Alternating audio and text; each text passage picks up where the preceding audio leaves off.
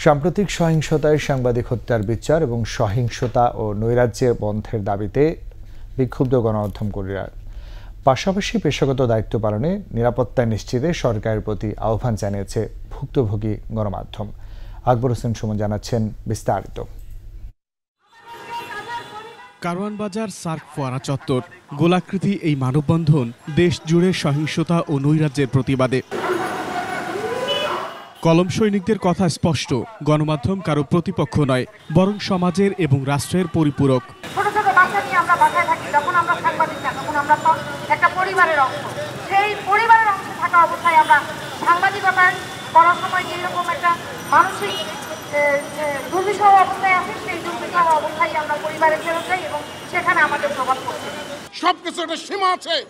আপনি দালালি করবেন, আপনি গুপ্তচর হিসেবে থাকবেন আমাদের এখানে, সেটা হবে না।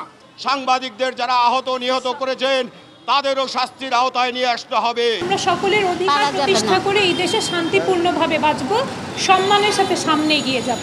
কিন্তু সেই আমাদের সেই আশাকে যারা প্রশ্নবিদ্ধ করছে, আমরা তাদের সুযোগ করে দিব।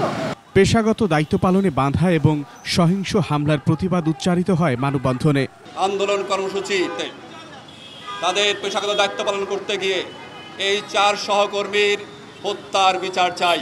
আপনারা যদি এই ধরনের অপতৎপরতা অব্যাহত রাখেন, তাহলে আমরা আমাদের কাজকর্ম বন্ধ করে দিয়ে আমরাও রাজপথে বসে থাকব।